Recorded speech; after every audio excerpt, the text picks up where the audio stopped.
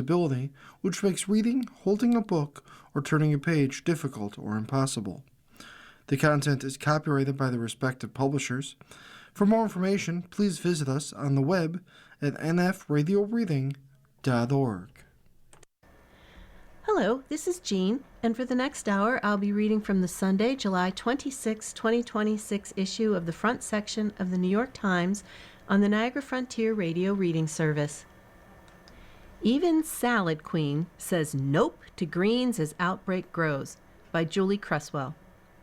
Sarah Tesurso loves salads. She goes through 2 plastic containers of salad, mostly kale, each week. A food influencer, she posts her favorite salad recipes on her website. She plans to release a cookbook next year titled Salad Queen. But as the number of Cyclospora infections tied to lettuce has soared to a record high, Ms. Tesurso has broken up with all leafy greens. I went grocery shopping yesterday and stared at all of the lettuce and clam packages. None of it was touched, Ms. Tesurso said. I'm avoiding buying all of it in the grocery store right now. Federal health officials have confirmed or are investigating more than 11,500 cases of cyclosporiasis in 41 states, with many people becoming ill with stomach cramps and severe diarrhea. Authorities said they had linked some of the cases to iceberg lettuce grown in Mexico and served at some Taco Bell locations. That led Taylor Farms, the country's largest produce supporter, to voluntarily recall lettuce shipped to 27 states. None of that has calmed the country, which is in the grip of the Great Lettuce Scare.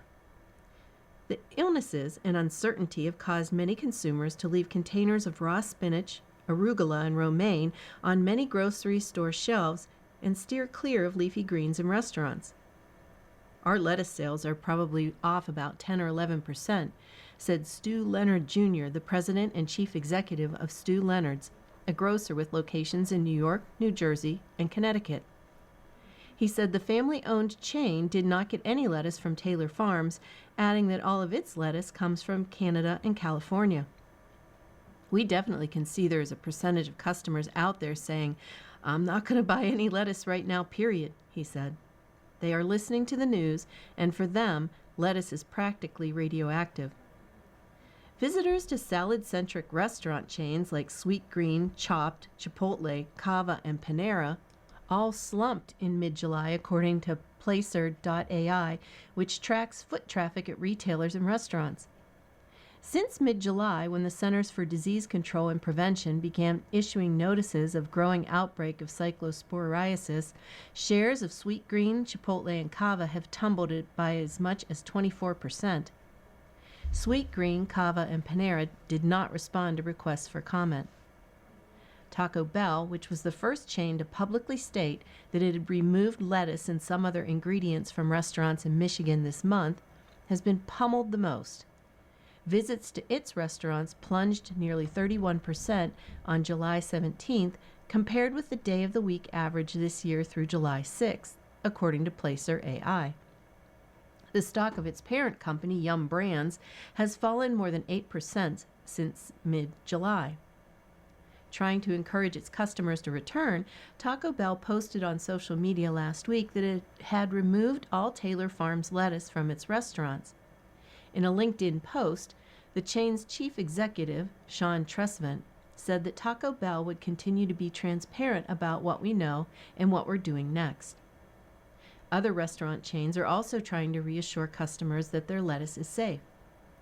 Shredded iceberg lettuce is not served in Chipotle restaurants, the company said in an emailed statement. Our romaine lettuce and super green salad mix are not sourced from Mexico, and at this time, we don't believe our ingredients are associated with this outbreak. Similarly, Chopped said it did not serve iceberg lettuce in its restaurants. We do not buy pre-shredded or pre-packaged lettuce. We hand prep and cut, the company said in an emailed statement. The lettuce we do serve is sourced in the U.S., not Mexico. Parts of that message were running on the company's website. But public trust in the food system has been walloped by the cyclosporiasis outbreak.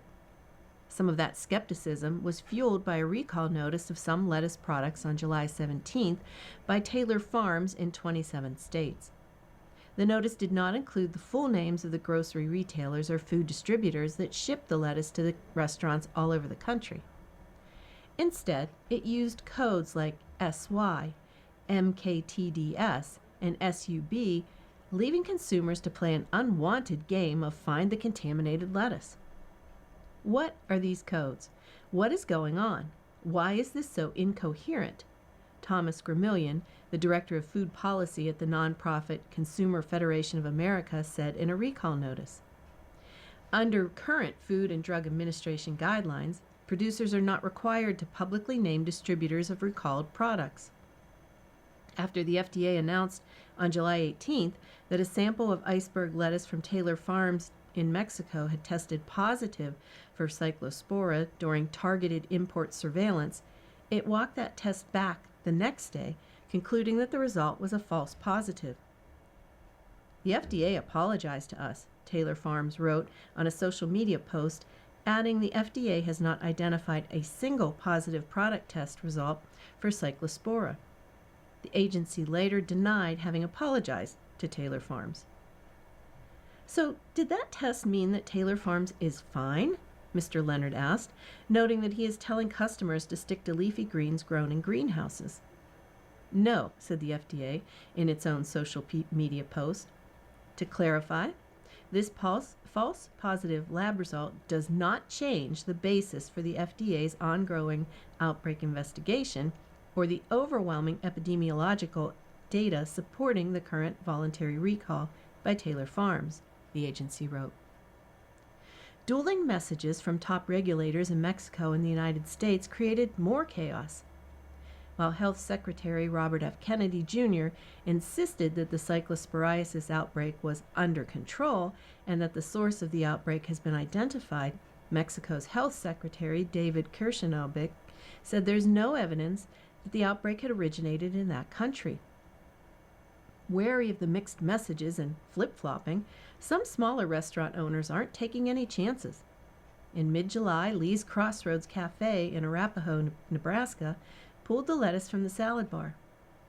What I was hearing from customers was pure terror, said Eric Lee, the owner of the cafe in the rural community of around 1,000 people in southern Nebraska. I serve a very vulnerable, elderly, autoimmune compromised population. Around the same time, Jaleel Berbera Handel, the owner of Jaleli Baba Mediterranean Cuisine and Bakery, a food truck in West Jefferson, North Carolina, pulled salad from the menu and threw out about $60 worth of leafy greens he had received from his supplier. I'm doing cooked vegetables in the bowls instead of lettuce, he said.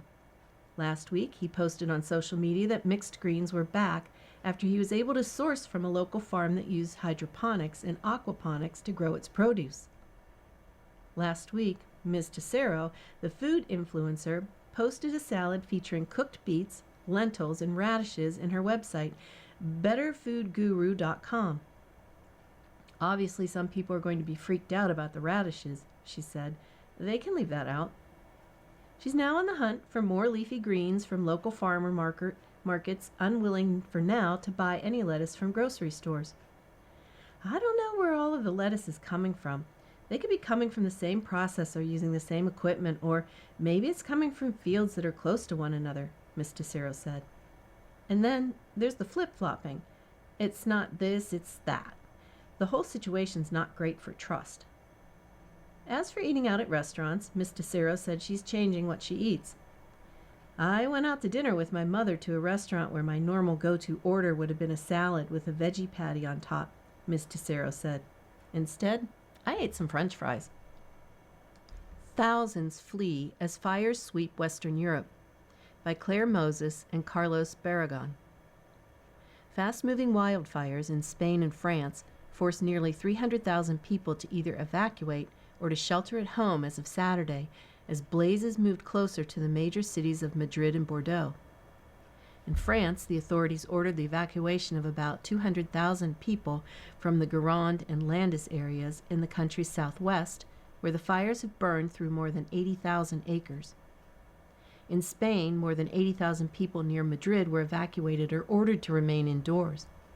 A strong, acrid smell of smoke blanketed central Madrid, about 30 miles east of the blazes, and the authorities in the capital recommended limited outdoor activities and wearing masks outdoors because of poor air quality.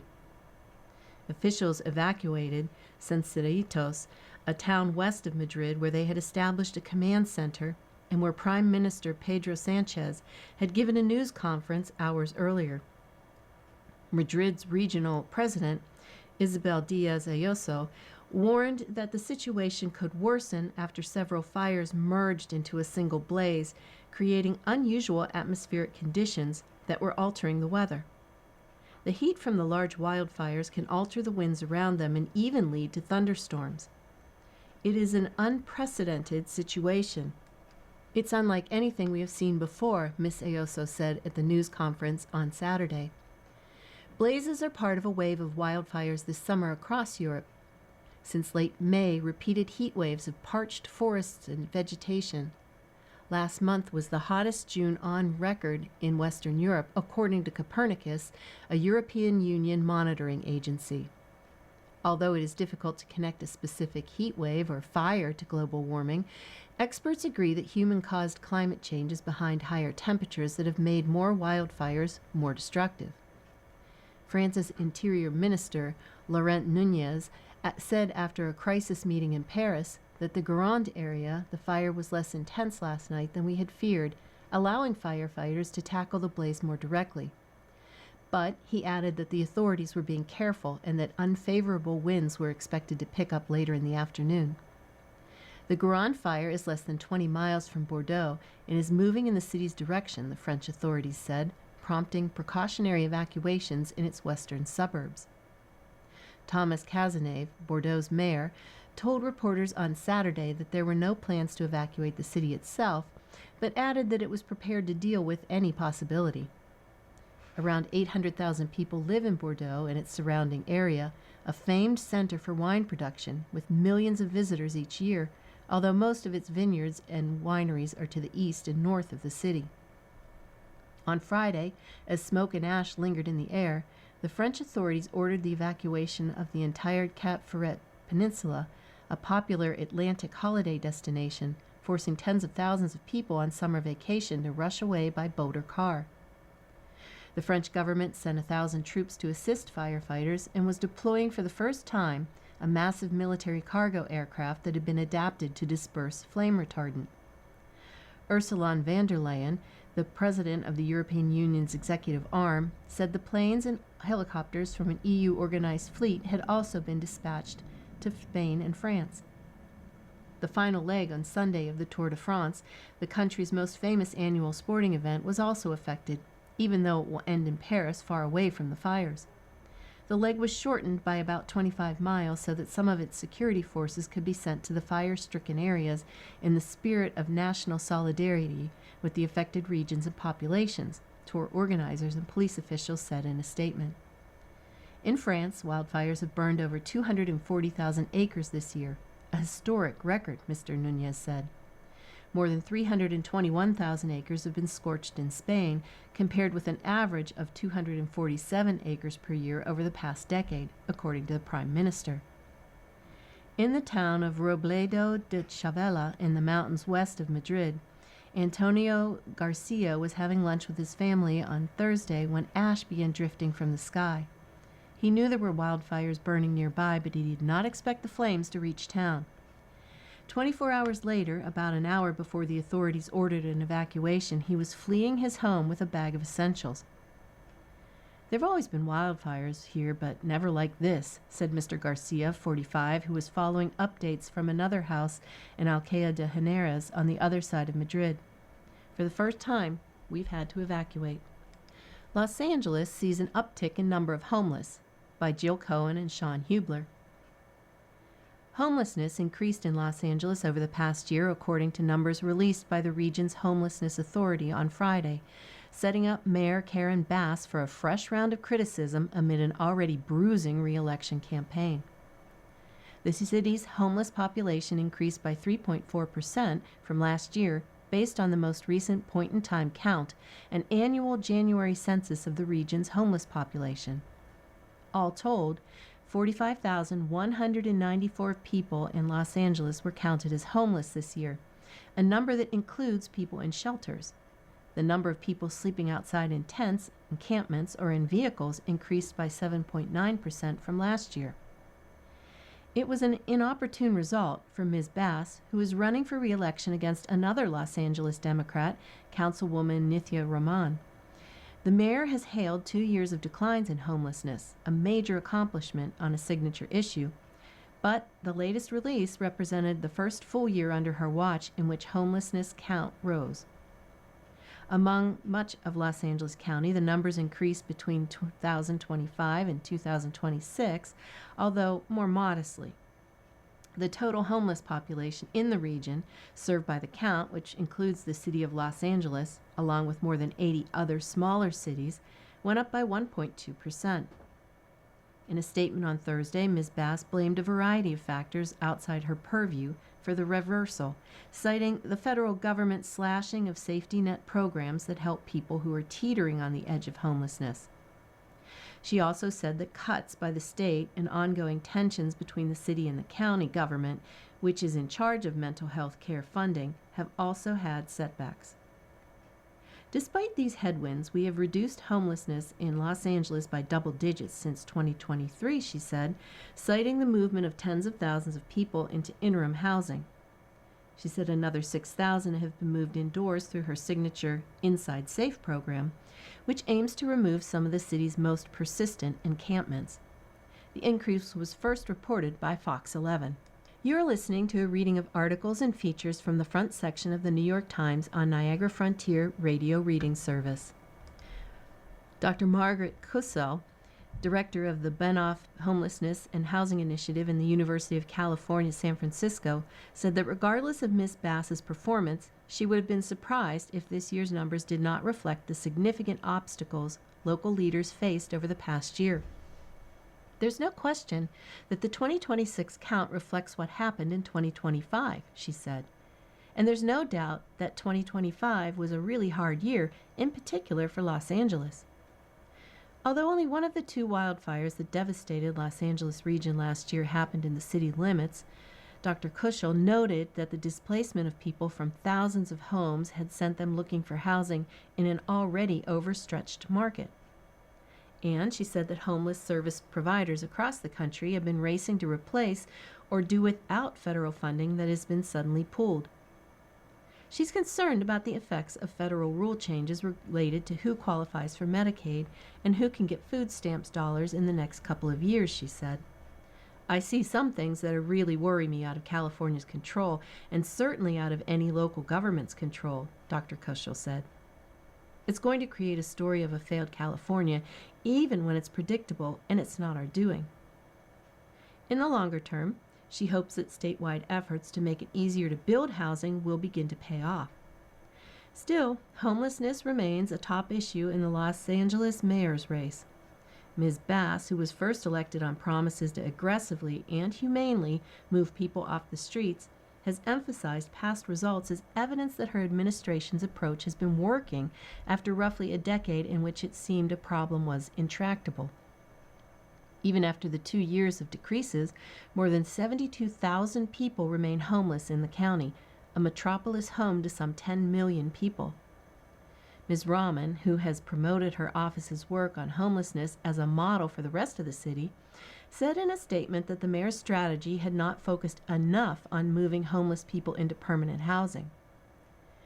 These results make clear that the mayor's approach is not working well enough, she said. The mayor was forced into a runoff after failing to earn more than 50% of votes in the June primary, which indicated lingering frustration among Angelonians about conditions in the city. After her reputation suffered a blow during the 2025 wildfires, she was able to rebuild some goodwill among voters by fighting against federal immigration raids. But in recent weeks, residents have been upset by her response to the June 17th warehouse fire in the Boyle Heights neighborhood that sent toxic smoke billowing over the city. Neighbors have been sickened by the stench of rotting food, and swarms of vermin remain. Celebration morphs into escalation. A truce collapses, by Michael Crowley. The deal with the Islamic Republic of Iran is now complete. Congratulations to all. That was how President Trump announced a ceasefire with Iran on June 14th that halted U.S. combat operations and reopened the Strait of Hormuz to commercial shipping. Mr. Trump was pleased with the deal, which promised to wrap up a conflict he had promised would be over quickly and ease a spike in U.S. gas prices. "Ships of the world, start your engines, let the oil flow," he wrote. Within a month, the agreement was in shambles. U.S. and Iranian forces are again trading strikes, and ships are once more avoiding the strait for fear of Iranian attacks. After a substantial drop in recent weeks, the price of oil again broke $100 on Thursday. What went wrong? Here's how things unraveled. The ceasefire kicks in. Mr. Trump's deal with Iran, signed on June 17th, initially looked to be a success. The United States stopped bombing and allowed Iran to temporarily sell and ship its oil. Iran at first did not interfere with ships sailing through the strait. Global oil prices plunged as tankers again sailed through the vital waterway. But analysts warned that the 14-point document establishing the ceasefire was dangerously vague. While Mr. Trump said it restored freedom of navigation in the strait, Iran made clear that it was considered itself in control of the international waterway. On June 21st, Vice President J.D. Vance flew to Switzerland to kick off talks with Iranian officials outlined by the ceasefire agreement for a more comprehensive deal that would determine the long-term future of the strait and of Iran's nuclear program. Alternative routes. But the strait did not quite return to normal. Iranian mines laid early in the war still posed a threat in the long-time official shipping route through the middle of the strait, rendering that path unsafe. Their removal would take time. Two alternative routes emerged. Most ships used a southern route close to Oman, designated by a UN maritime agency.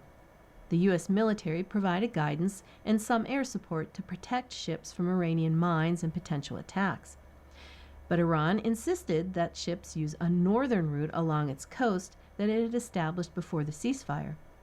Iran charged fees for sailing those waters, but guaranteed safe passage in return. Under the ceasefire, Iran agreed not to charge vessels only for 60 days. Mr. Trump said his administration would reject any final peace agreement that included fees or tolls for shipping through the strait. As more shipping vessels began using the southern route, Iranian officials demanded that ships exclusively use the northern route. Only that way, they said, could Iran ensure their safety in what critics said amounted to a protection racket. On June 25th and 7th, Iran launched drone attacks on commercial ships following the southern route. U.S. forces retaliated against Iranian targets, and Iran in turn lobbed missiles at U.S. bases in Jordan and Bahrain. A meeting planned for June 28th between U.S. and Iranian negotiations was canceled. The ceasefire was fracturing. Things fall apart. On July 4th, Iran held a day-long funeral for its former supreme leader, Ali Khamenei, who was killed in a February 28th airstrike at the start of the war. Huge crowds in Tehran called for revenge and carried at least one giant banner vowing to kill the U.S. president. 3 days later, on July 7th, 3 more tankers were attacked in the strait, an action that the U.S. attributed to Iran. That was enough for Mr. Trump. He declared the ceasefire over and revoked Iran's ability to sell oil on the open market by restoring U.S. sanctions on any buyers. The fighting escalated. The U.S. hit dozens of targets along Iran's coast the next day, and Iran attacked more U.S. military sites in Kuwait, Bahrain, and Qatar.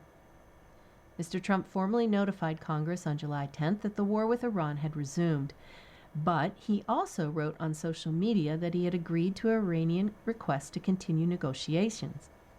Yet Mr. Trump warned that such talks would be a waste of time, complaining that Iran has a history of deceitfully tapping along U.S. presidents in negotiations. On July 11th, Iran said it would close the strait until the end of U.S. interference in the region. 2 days later, Mr. Trump reimposed the naval blockade on Iranian ports he had lifted as part of the ceasefire deal, cutting off Tehran's lucrative black market sales primarily to Chinese buyers that evade U.S. sanctions.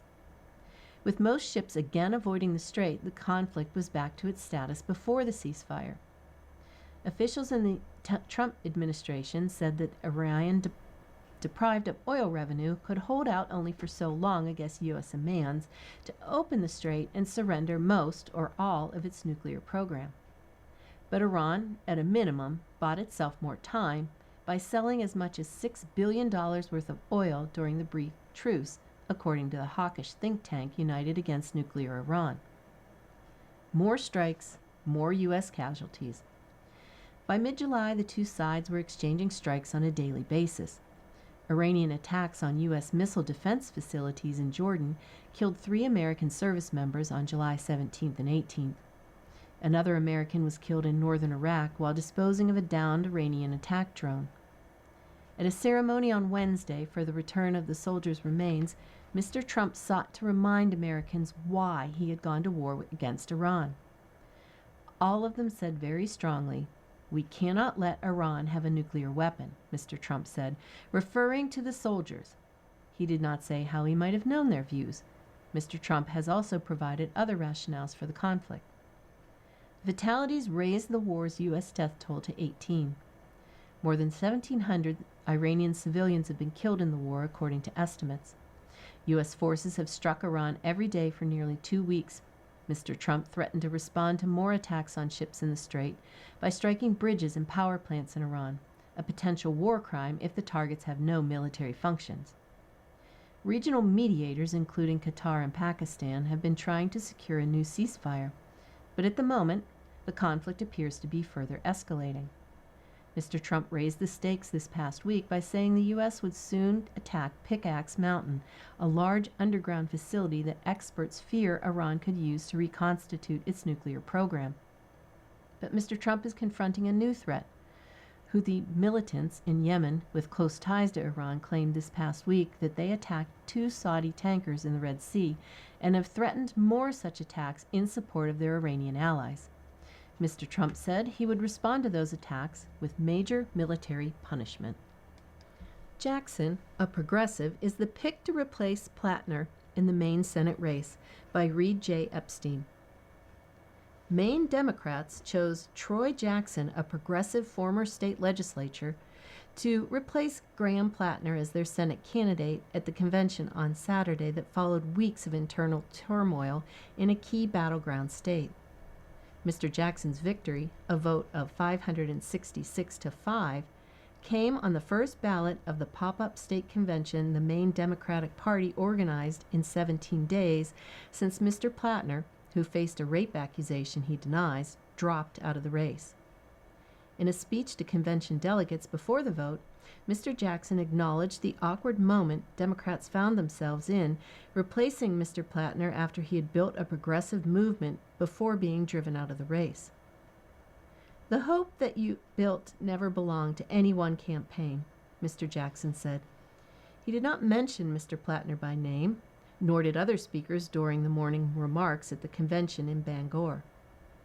A former logger who entered politics in the late 1990s, organizing against Canadian workers crossing the border to work for lower wages than Americans, Mr. Jackson will face Senator Susan Collins, a moderate Republican seeking a 6th term in office. The race, seen as a central battleground in the fight for control of the Senate, will now feature 2 longtime politicians who grew up in the same county in northern Maine. A former president of the Maine State Senate, Mr. Jackson was one of a dozen Democrats who entered the abbreviated contest to replace Mr. Platner earlier this month. Like Mr. Jackson, many of them had waged losing campaigns for other offices earlier this year. Following a condensed primary that included a single televised debate and a scramble to organize supporters, Mr. Jackson's supporters won delegate elections in overwhelming margins at the county party gatherings last weekend. His main Democratic rival subsequently dropped out, turning what could have been a messy convention into a coronation for Mr. Jackson. Maine Democrats are expected to formally submit his nomination to Shenna Bellows, Maine's Secretary of State, when her office opens on Monday. Ms. Bellows was one of the Democrats who sought to replace Mr. Platner and ended her campaign following Mr. Jackson's show of force at the county meetings. a fixture of Maine politics for a quarter of a century, who speaks in the Aroostook accent of his state's North Woods, Mr. Jackson, 58, will now be thrust into the center of a Senate race that for the last year has attracted national attention and tens of millions of dollars. While he is well known in Augusta and state politics, Mr. Jackson has little profile outside Maine and with no national donors who fund the nation's most competitive Senate races. He has not been viewed as a prolific fundraiser in state politics. A progressive economic populist who has railed against big corporations and champions a Medicare for all universal health care system, Mr. Plattner began his political career quite conservative on social issues. For years, he opposed abortion rights, voted against same-sex marriage, and received high ratings from the National Rifle Association.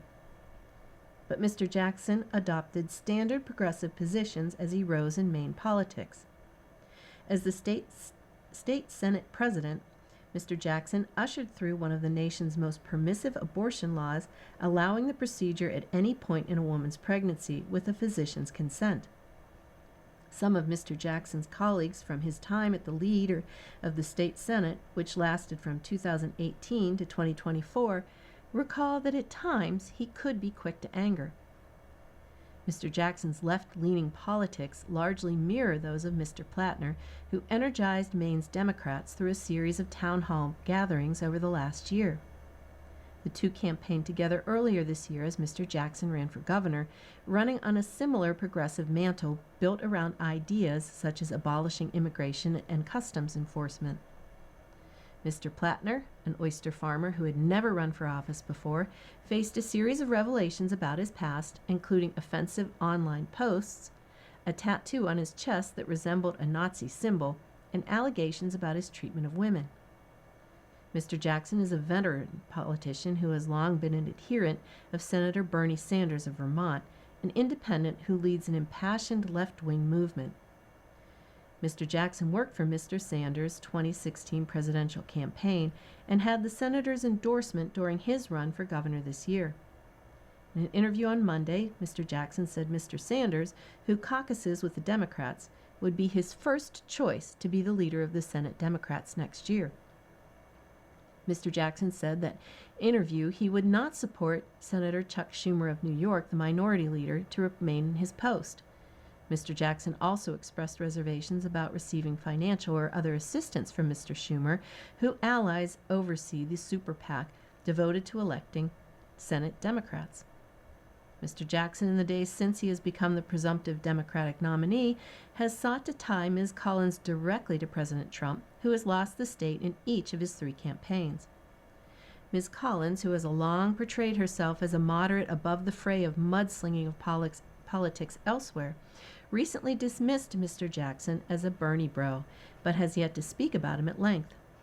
The state Republican Party has compared Mr. Jackson to Mr. Plattner, and the Senate Leadership Fund, the main super PAC for Senate Republicans, released a new advertisement attacking Mr. Jackson over reports that he can be ill-tempered, saying he is like Graham Plattner, but worse. Last week's top trending headlines. Opinion. Gen Zers are ditching sex. They might be onto something. For the Opinions podcast, the Times' Nadja Spiegelman spoke with Carter Sherman and Christine Emba, who researched youth culture about the reasons young people are having sex less and why it may not be such a bad trend. Lost at sea. The Pan Am Clipper Endeavour is found over 70 years. After the Pan American Clipper Endeavour was forced into an emergency water landing off the coast of Puerto Rico on April 11, 1952, 52 of the flight's 69 passengers died, and the plane's wreckage was lost to the sea. Last month, an exploration using an autonomous underwater vehicle found the plane 2,000 feet deep in the Atlantic Ocean. Saudis reached deal with U.S. that could let them enrich nuclear fuel. The deal for American-built nuclear reactors on Saudi territory makes sense for the two allies, but its weak oversight standards caused international alarm. After energy officials from the United States and Saudi Arabia signed the agreement on Wednesday, President Trump said the deal hinged on Saudi diplomacy with Israel, casting doubt over the agreement, which must be approved by Congress. Charlie Kirk Memorial Highway signs face backlash from Vietnam veterans. Last month, signs reading Charlie Kirk Memorial Highway popped up on a stretch of Tennessee State Highway that's been dedicated to Vietnam War veterans since 1987. A number of Vietnam veterans in the area felt blindsided by the state legislature, where a memorial designated for Mr. Kirk was proposed in March. Taiwan tests how it would resist a Chinese maritime blockade, rehearsing how to avoid running out of supplies, notably for power plants, by Chris Buckley and Amy Chang Chien. As armed Chinese ships expand patrols around Taiwan, officials in Taipei are more urgently testing how they would keep fuel and other vital supplies flowing if Beijing tried to choke off the island. China, which claims Taiwan as its territory, has in recent years rehearsed a blockade using naval ships and military planes to practice sealing off access to Taiwan. Taiwan relies on imports of fossil fuels for about 95% of its energy, and natural gas fuels half of its power generation. And the global shocks caused by the blocking of the Strait of Hormuz during the U.S.-Israeli war with Iran have highlighted the importance of securing energy supplies. Officials in Taiwan are exploring whether floating gas storage and processing terminals, emergency stockpiles, or even reviving nuclear power could help keep the island running in a crisis. They have held so-called tabletop or wargaming exercises to address a siege scenario and are planning to conduct drills to escort and reroute ships to port and to store and distribute supplies on Taiwan. 4 officials said. They spoke on the condition of anonymity to discussion of internal government deliberations. Worries about threats posed by China have sharpened last month when Beijing announced its Coast Guard ships would conduct routine law enforcement patrols on the waters east of Taiwan. That expanse of ocean matters because it's where Taiwan would most likely look for the United States and its allies to bring military and economic relief if China attacked. Preparing for an energy squeeze. Keeping power plants supplied during a Chinese blockade would be daunting. Taiwan maintains at least 11 days' worth of natural gas reserves and has the capacity to store enough for up to 20 days. We've constantly conducted exercises on these national security topics, figuring out how to handle different scenarios.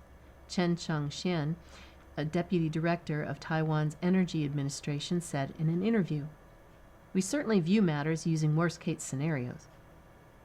Taiwan is exploring acquiring ships for storing and processing natural gas offshore to provide additional capacity for emergencies, Mr. Chen said. Chen Quanting, a lawmaker from Taiwan's governing Democratic Progressive Party who focuses on national security issues, said such ships could give Taiwan more flexibility for how natural gas is received and dispatched if China tries to seal off the island and threaten its infrastructure. But finding safer gas reception sites remains a big challenge.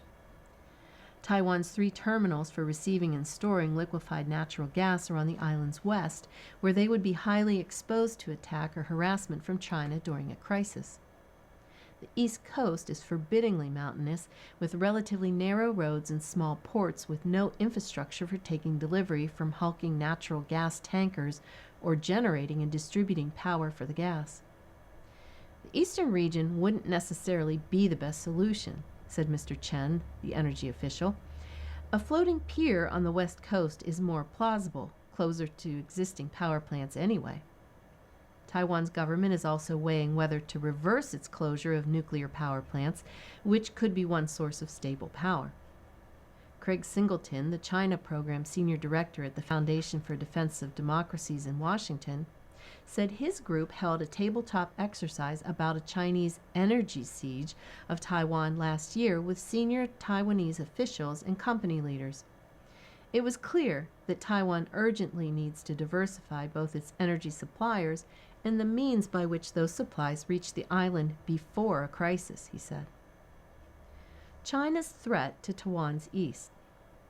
Even as they grapple with the threat of invasion, Taiwan's officials are preparing for a murkier kind of coercion in which Chinese government ships warn, restrict, or even board cargo vessels approaching Taiwan. The ships China has positioned on Taiwan's east coast are part of what officials call gray zone tactics, hardball actions that fall short of outright warfare. Such muscle flexing is hard for Taiwan to counter without risking retaliation from the Chinese.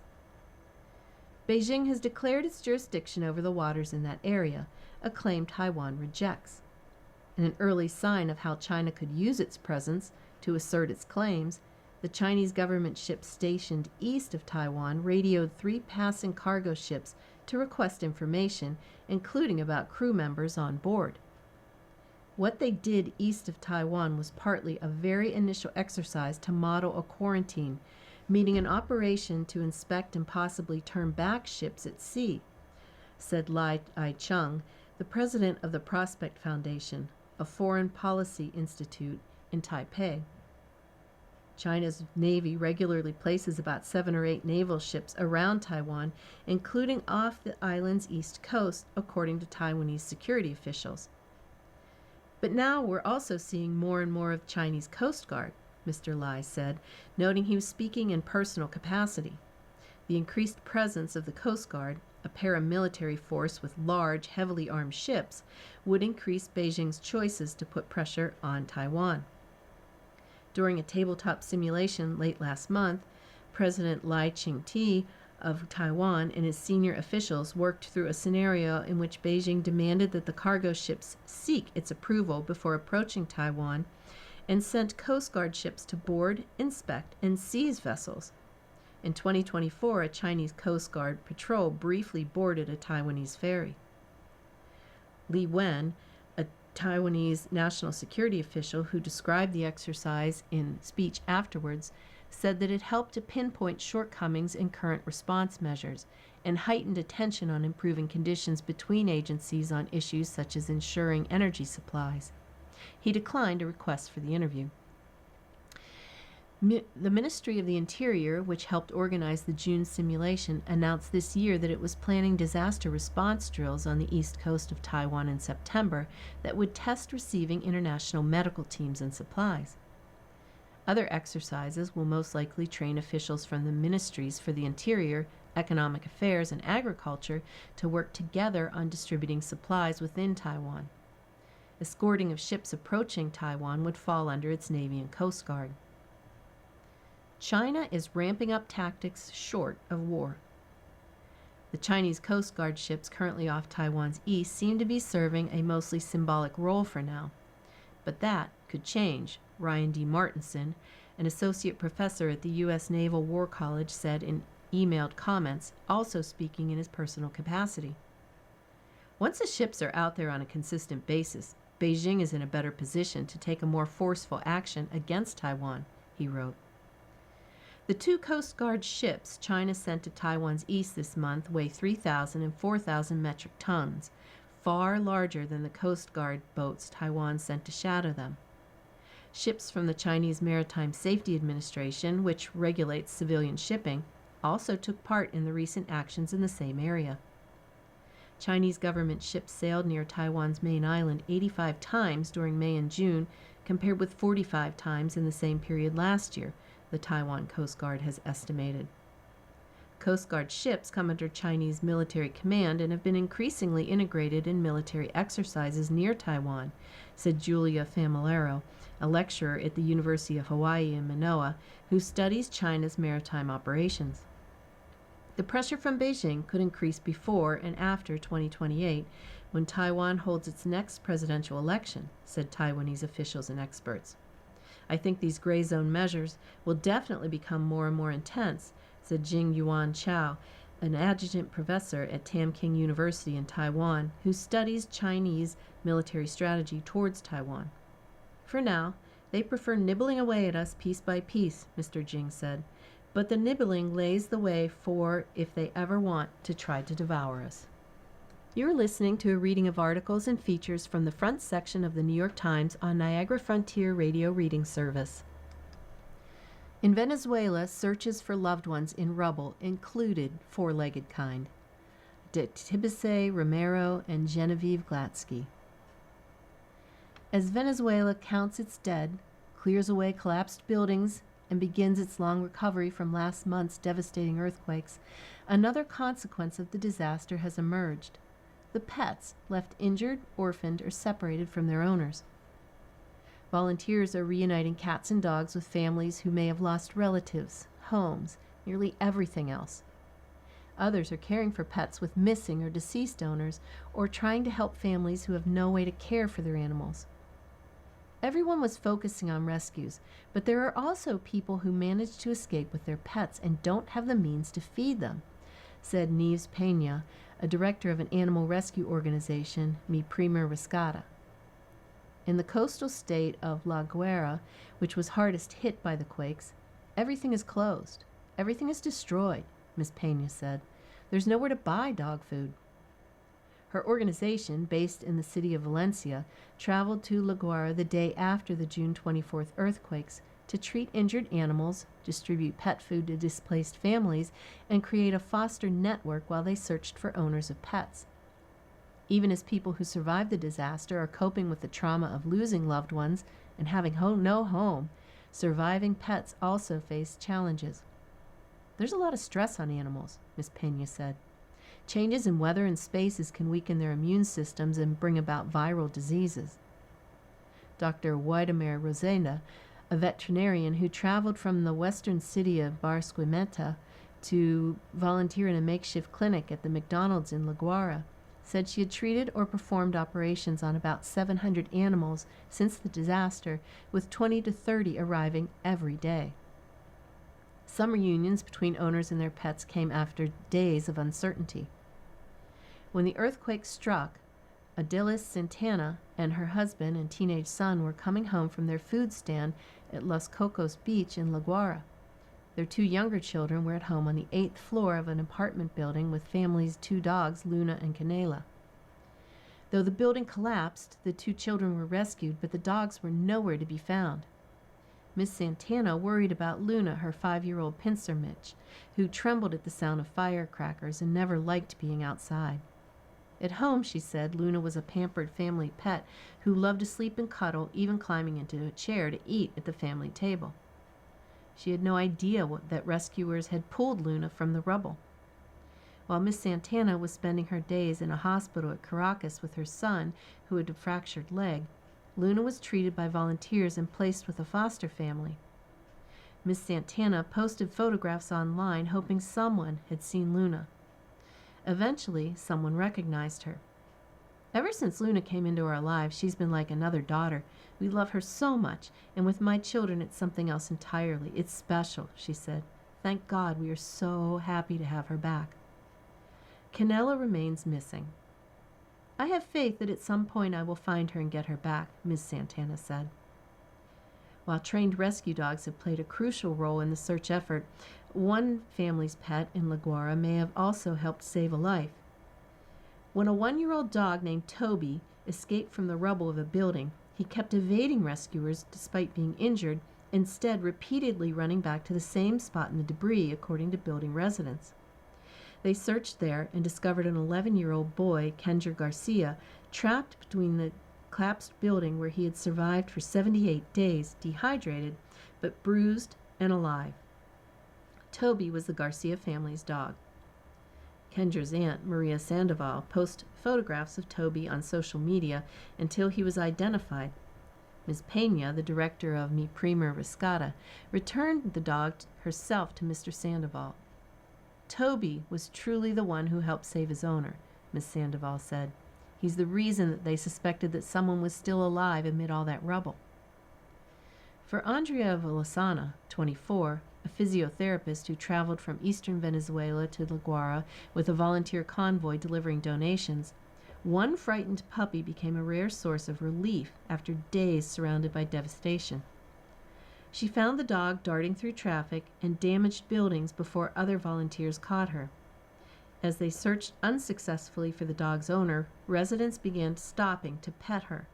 One man insisted on giving her half of the arapa he was eating. Later that night, exhausted residents gathered around the dog, pulling out flashlights to see her and feeding her pieces of tuna and dog food. It's really changed everyone's expression. It's like being all day waiting for good news or just wanting to see something that gives you a little bit of hope, Miss Villasana said. They were smiling despite everything. Orders warnings at inaccurate Smithsonian History Museum by Robin Polgrim and Zachary Small.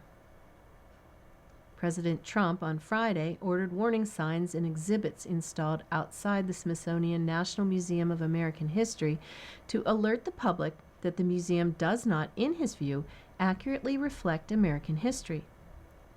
The unusual directive, made through an executive order, was a considerable escalation of the president's dispute with the Smithsonian and its History Museum, which was the subject of a recent 162-page report. The report accused the museum's director, Anthea M. Hardig, of radical activist ideology and the museum of undermining faith in American institutions. The order went so far as to suggest that the signage inform potential museum visitors of locations where American history is better presented. The administration did not explain where the public would be redirected. The Smithsonian declined to comment.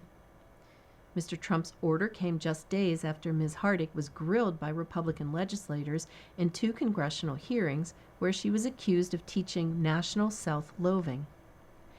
Ms. Hardig, who was a particular target of the White House report, did not immediately respond to a request for comment. In the hearings, she contested the thrust of the report and insisted her museum was simply representing history in all its complexity. When historians talk about reframing a traditional narrative, we don't mean erasing it, she said in her testimony. We mean adding the evidence, the voices, the objects that earlier tellings left out so that more Americans can see themselves reflected in the national story.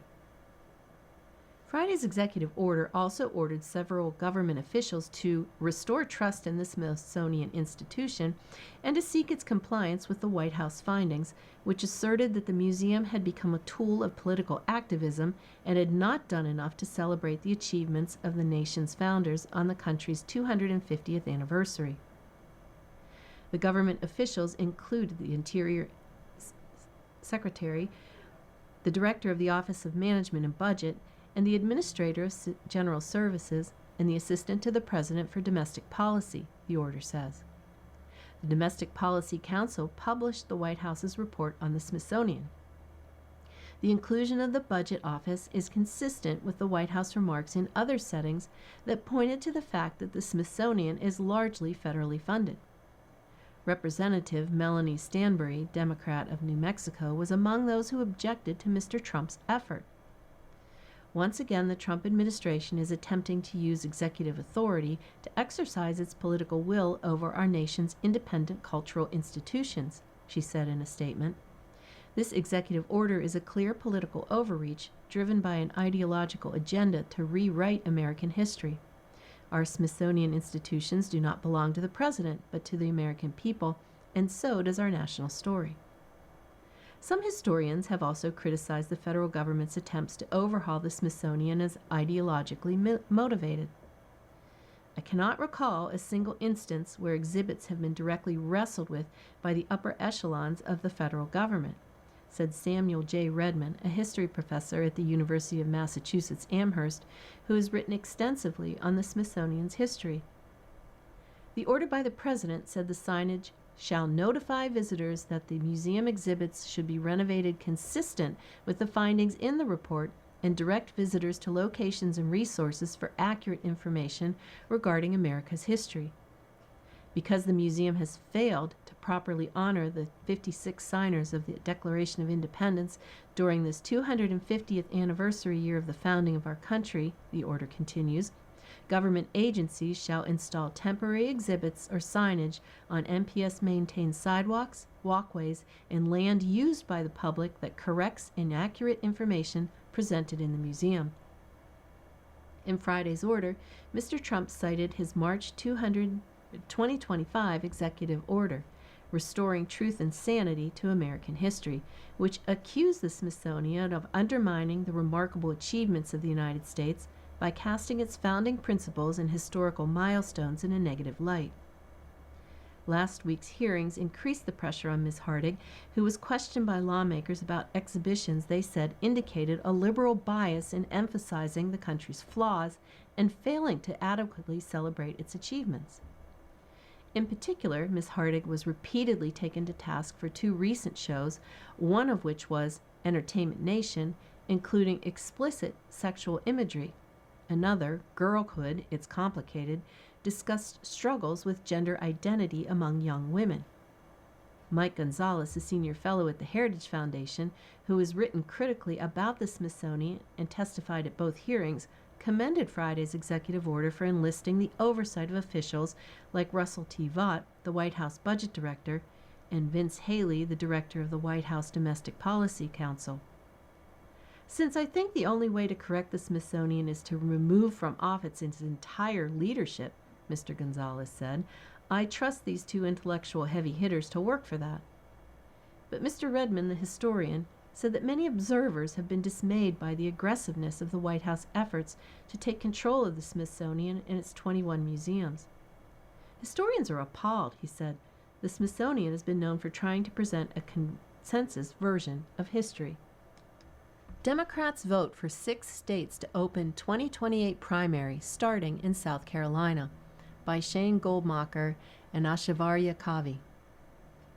A powerful panel of the Democratic National Committee voted on Friday to make South Carolina the first state in the party's fight for the 2028 presidential nomination after a lobbying push that at times fractured Democrats along racial, geographic, and ideological lines.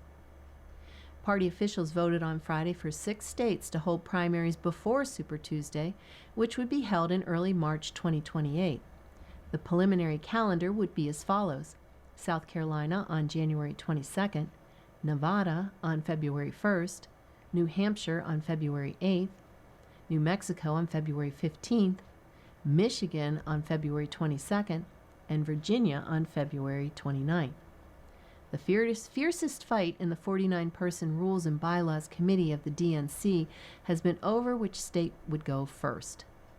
Allies of South Carolina have argued that it would be wrong to move the state from the leadoff spot it occupied for the first time in 2024, and that doing so would send the wrong message to black voters who have been the party's most loyal constituency. Backers of Nevada said it would make more sense to start in the presidential battleground, and that their state was also diverse, with not just as large shares of Hispanic voters, but also many black and Asian American voters. South Carolina prevailed, receiving 26 votes to Nevada's 19. New Hampshire earned 4. The South is not the past, it is the future, Cristal Spain, the chair of the South Carolina Democratic Party, said in her final speech lobbying for her states before the vote. The vote must still be ratified by members of the full DNC at the meeting next month. These are 6 states, 4 regions, 1 coalition made up of a very unlikely alliance of rural and urban, suburban, red, purple, and blue, said Jane Glebe, the chair of the Nebraska Democratic Party and a vice chair of the National Party. She added, the order doesn't just lead into Super Tuesday, it earns Super Tuesday. Political strategists are already picking through the ideological implications of the new order. The first states to vote typically win now the presidential field, and Democrats are expected to have a sprawling set of candidates in 2028. You've been listening to a reading of articles and features from the Sunday, July 26, 2026 issue of the front section of the New York Times. We read from the front section of the New York Times every Sunday at 1 p.m. Your reader has been Jean. Thank you for listening. Coming up next in the Niagara Frontier Radio Reading Service, we have a reading of the New York Times opinion page. Following that, at 3 o'clock, the New York Times Arts and Leisure, and at 4 o'clock, a rebroadcast of this morning's Buffalo News. Radio Reading mails out a large print program schedule to our listeners every other month. If you have not received a Niagara Frontier Radio Reading Service large print program schedule in the mail, please call us at 716-821-5555. We will make sure that you receive one every other month. A Braille version of the schedule is also available upon request. Our number again is 716 821 5555.